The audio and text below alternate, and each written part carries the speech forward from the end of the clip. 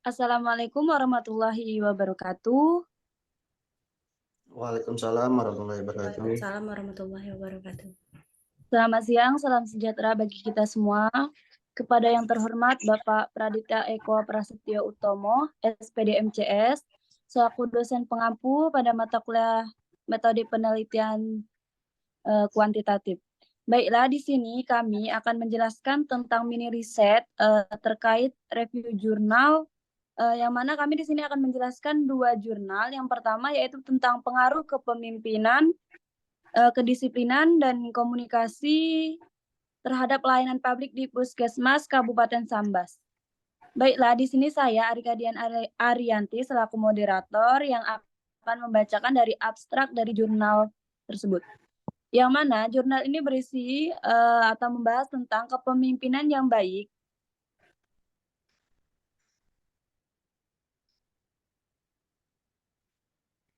Kepemimpinan yang baik dapat mendorong terciptanya komunikasi yang harmonis dengan bawahan serta dapat meningkatkan perilaku disiplin dalam menjalankan tugas masing-masing. Kepemimpinan, kedisiplinan, dan komunikasi yang baik akan berdampak terhadap pelayanan publik, khususnya yang berkaitan langsung dengan kebutuhan dasar masyarakat guna terwujudnya kesejahteraan bersama. Penelitian ini menggunakan pendekatan kuantitatif dengan teknik pengumpulan data menggunakan kuesioner, wawancara, dan studi pustaka. Penelitian ini merupakan penelitian yang populasi atau sensus karena semua populasi diambil sebagai sampel. Kemudian pengujian keabsahan data menggunakan uji validitas, reliabilitas, dan uji asumsi klasik. Analisa data dilakukan dengan analisis deskriptif, analisis regresi, analisis inferensial dengan pendekatan analisis jalur atau path analysis, dan penarikan kesimpulan. Kemudian hasil penelitian bahwa masing-masing variabel independen yang ada dalam penelitian ini memberikan pengaruh signifikan terhadap pelayanan publik. Kepemimpinan memberikan sumbangan berpengaruh terhadap pelayanan publik sebesar 39%, kedisiplinan 66%, dan komunikasi 73%, dan secara bersama-sama variabel kepemimpinan, kedisiplinan, dan komunikasi berpengaruh terhadap pelayanan publik sebesar 77%. Nah, selanjutnya di sini saya akan menjelaskan tentang apa permasalahan yang melatar belakanginya dalam jurnal tersebut, serta bagaimana menyelesaikannya, serta hasil dan kesimpulan dari penelitian yang dilakukan. Tolong yang pertama yaitu permasalahan apa yang melatar belakangnya dan mengapa demikian. Nah, fenomena tersebut memberikan gambaran bahwa kepemimpinan yang dapat mendorong terciptanya komunikasi yang harmonis dengan bawahan serta dapat meningkatkan perilaku disiplin dalam menjalankan tugas masing-masing. Kemudian, pelayanan puskesmas memiliki peran penting dalam menjaga keberlangsungan pembangunan kesehatan di tingkat kecamatan. Namun, tidak dapat dipungkiri bahwa pelayanan yang baik juga bertumpu pada kemampuan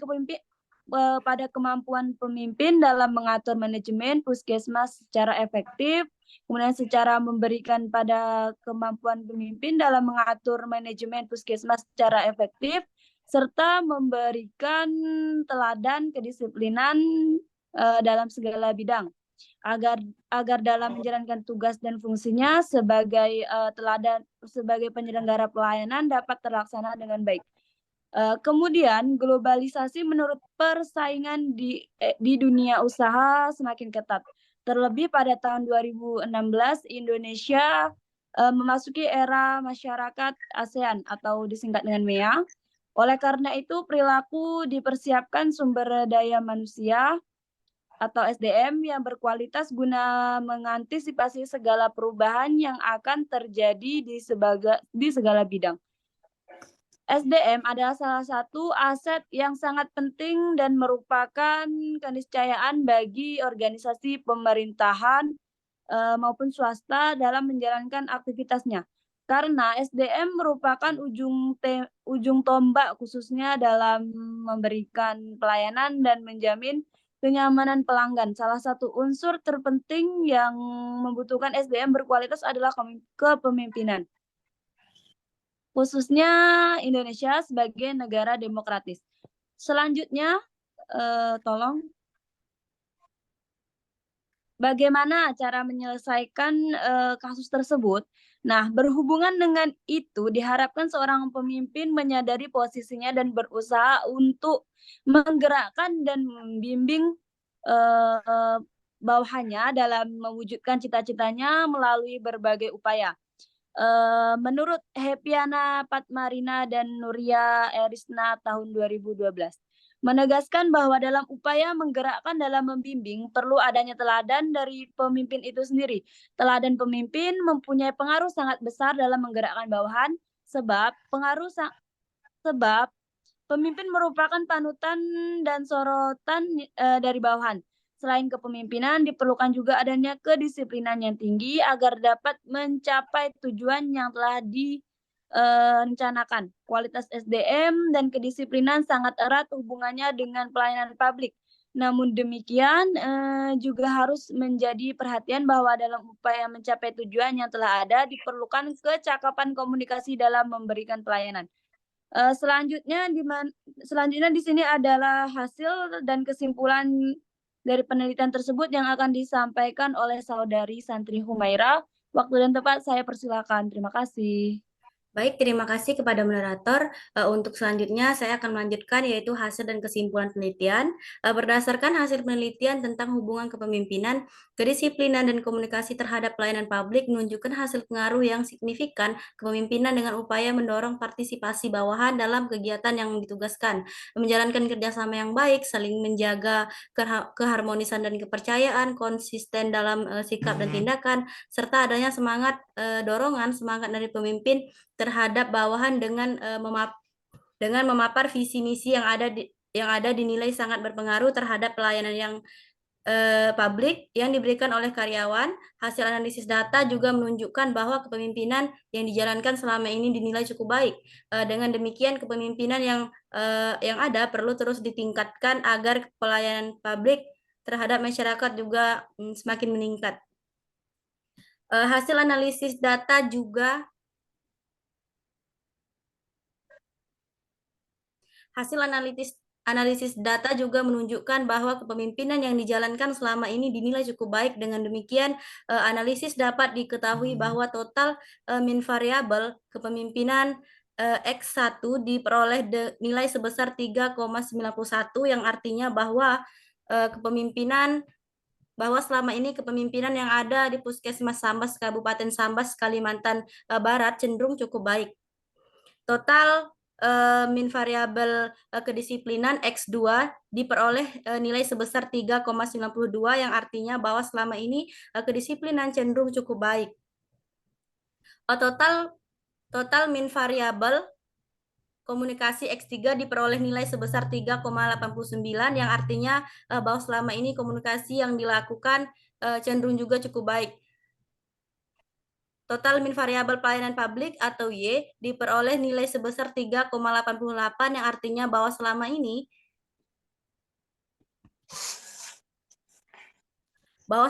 pelayanan yang baik diberikan kepada masyarakat juga cenderung cukup baik. Hasil analisis yang pengaruh antar variabel yakni kepemimpinan memberikan pembangunan pengaruh terhadap pelayanan publik yang dibuktikan dengan nilai terhitung sebesar 3,884 dan signifikan sebesar 0,001, P kurang dari 0,5 serta R square sebesar 0,396. Yang berarti bahwa kepemimpinan memberikan sumbangan pengaruh terhadap pelayanan publik pada Puskesmas Sambas Kalimantan Barat sebesar 39%. Variabel disiplin memberikan sumbangan pengaruh terhadap pelayanan publik yang dibuktikan dengan nilai hitung sebesar 6,735 dan signifikan sebesar 0,000 P kurang dari 0,5 serta nilai R square sebesar 0,663 yang berarti bahwa kepemimpinan memberikan sumbangan pengaruh terhadap pelayanan publik. pada Puskesmas Sambas, Kalimantan Barat sebesar 66%. Variabel komunikasi memberikan sumbangan pengaruh terhadap pelayanan publik yang dibuktikan dengan nilai hitung sebesar 7,950 dan signifikan sebesar 0,000 P kurang dari 0,5 serta nilai R square sebesar 0,735 yang berarti bahwa komunikasi memberikan sumbangan pembangunan terhadap pelayanan publik pada Puskesmas Sambas Kalimantan Barat sebesar 73%. Kemudian variabel kepemimpinan, kedisiplinan, dan komunikasi memberikan sumbangan pengaruh terhadap pelayanan publik sebesar 77%. Hal ini membuktikan bahwa nilai hitung sebesar 23,952 dan signifikan sebesar 0,000 P kurang dari 0,5%, sedangkan nilai R square sebesar 0,774 yang menunjukkan bahwa kepemimpinan, kedisiplinan, dan komunikasi memberikan sumbangan pengaruh pada pelayanan publik sebesar di Puskesmas Sambas Kalimantan Barat sebesar 77%. Untuk selanjutnya yaitu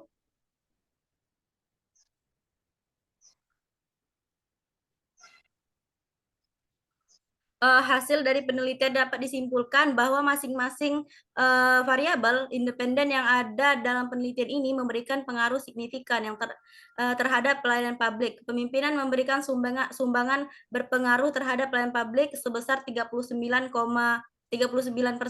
kedisiplinan 66%, dan komunikasi 73%. Dan secara bersama-sama variabel kepemimpinan, kedisiplinan, dan komunikasi berpengaruh terhadap pelayanan publik sebesar 77%. Baik, terima kasih. Saya kembalikan kepada moderator. Baiklah, terima kasih kepada Saudari Santri Humaira. Kemudian kita akan melanjutkan ke jurnal yang kedua yang berjudul tentang mengatur kualitas pelayanan publik terhadap kepuasan masyarakat di kantor Kecamatan Jayanti. Di mana di sini yang akan membacakan abstrak dari jurnal ini adalah Saudara Dodos. Waktu dan tempat saya persilakan. Baiklah, terima kasih kepada moderator. Baiklah, di sini saya akan membacakan jurnal yang kedua, yang berjudul tentang pengaruh kualitas pelayanan publik terhadap kepuasan masyarakat di kantor Kecamatan Jayanti. Penelitian ini bertujuan untuk mengetahui pengaruh kualitas pelayanan terhadap kepuasan masyarakat di kantor Kecamatan Jayanti. Sampel yang diambil peneliti sebanyak 100 respon dari jumlah populasi 60,091 jiwa. Untuk data pengumpulan dalam penelitian ini menggunakan kuesioner. Teknik analisis yang digunakan untuk melihat pengaruh kualitas pelayanan terhadap kepuasan masyarakat di kantor Kecamatan Jayanti adalah metode kuantitatif dengan menggunakan perhitungan SPSS. Hasil penelitian menunjukkan bahwa terdapat hubungan yang erat antara kualitas pelayanan dengan kepuasan masyarakat.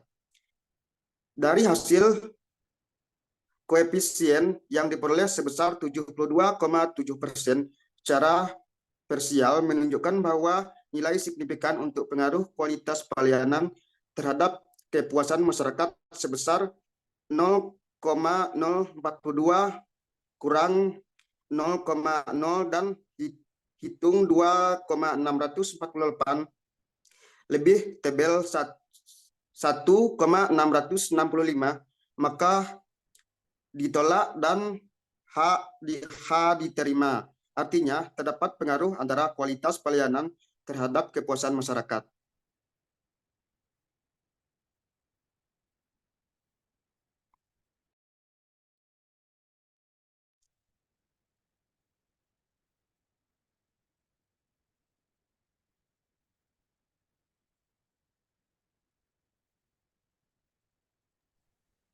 Selanjutnya di sini yang akan membahas permasalahan dari jurnal ini yang akan disampaikan oleh Saudara Dodos. Waktu dan tempat saya persilakan.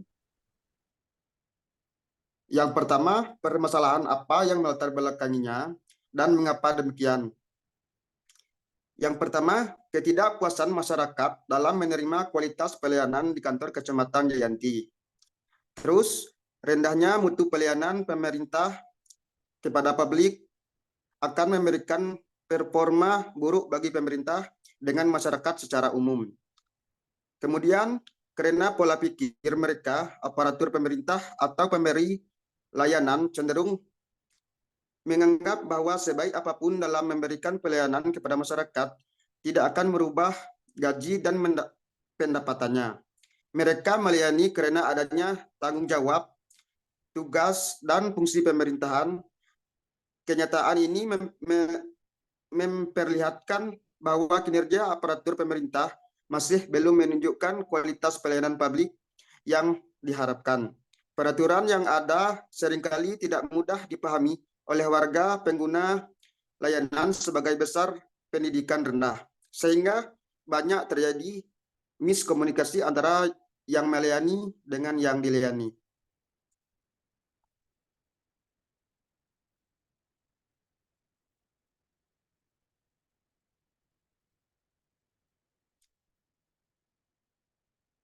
Yang kedua, bagaimana penyelesaiannya? Yang pertama, kantor Kecamatan Jayanti harus selalu mengevaluasi kinerja seluruh jajaran personilnya untuk perbaikan di segala bidang. Yang perlu mendapat perhatian serius adalah ketanggapan aparat kantor Kecamatan Jayanti terhadap kesiapan petugas melayani masyarakat yang datang dan kemauan untuk membantu setiap keluhan masyarakat.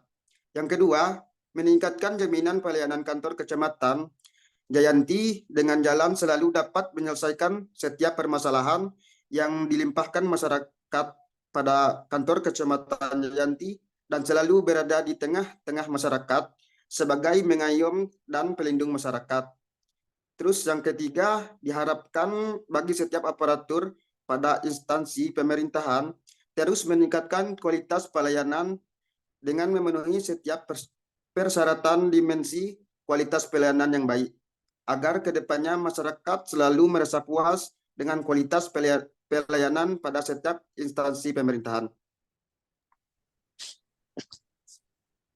Baik, terima kasih kepada Saudara Dodo. Selanjutnya terkait hasil dari kesimpulan jurnal ini yang akan disampaikan oleh Saudari Mega Rindiani. Waktu dan tempat saya persilakan. Terima kasih kepada moderator. Di sini hasil dan kesimpulan penelitian.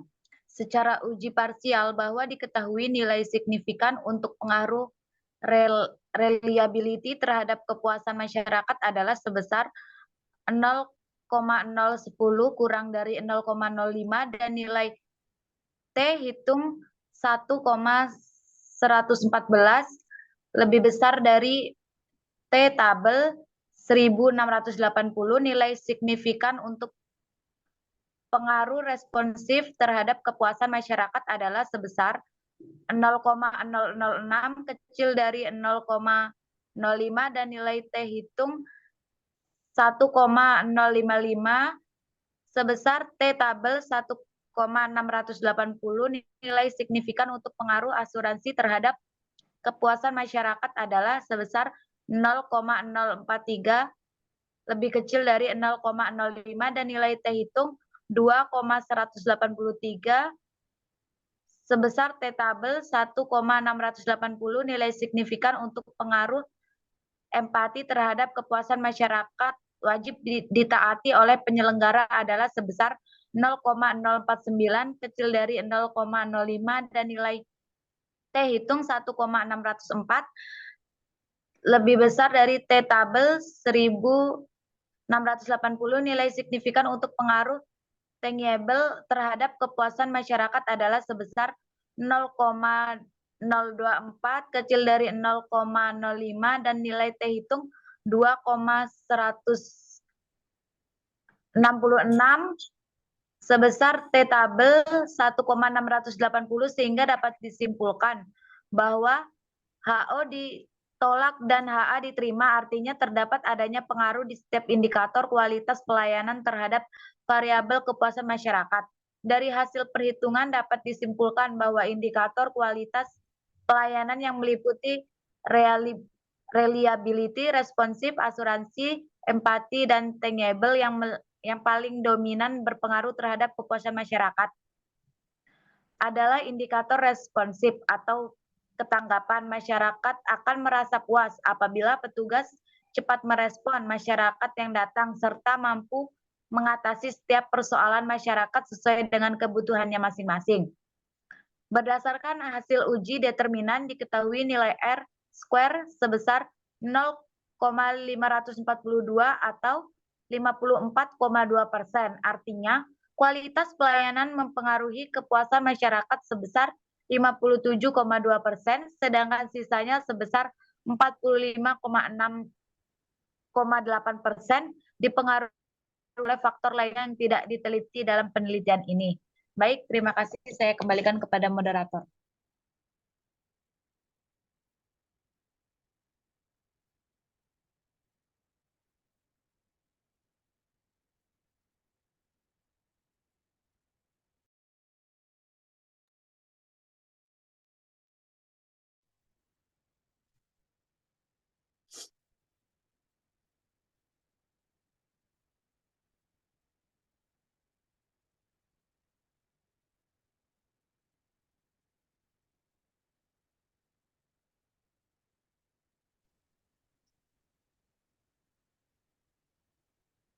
Baiklah, selanjutnya di sini yang akan membahas tentang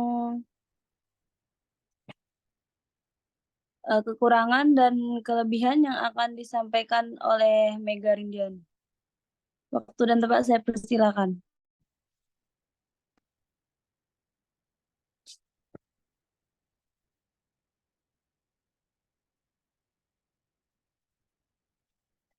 Saudari Mega, tolong mikrofonnya.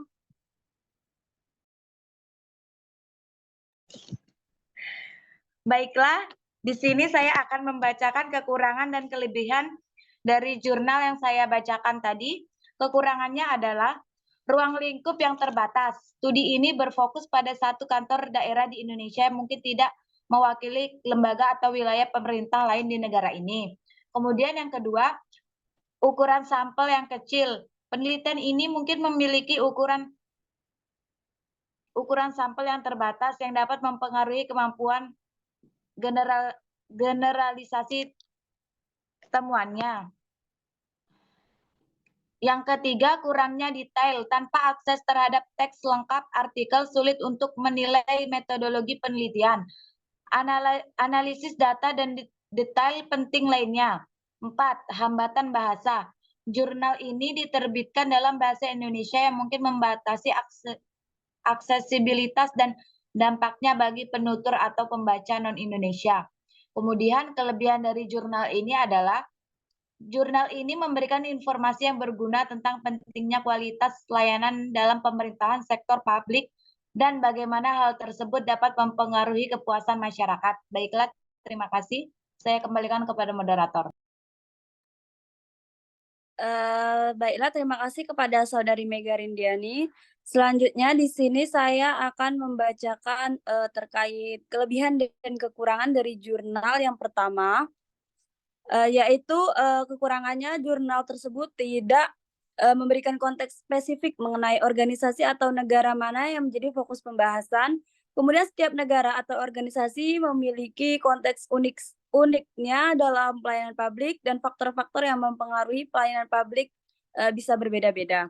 Nah, selanjutnya untuk kelebihannya yaitu jurnal tersebut memberikan penekanan yang kuat pada faktor-faktor kunci yang mempengaruhi kualitas pelayanan publik, yaitu kepemimpinan, kedisiplinan, komunikasi. Kemudian, ini menciptakan kesadaran akan elemen-elemen penting yang harus diperhatikan dalam konteks pelayanan publik.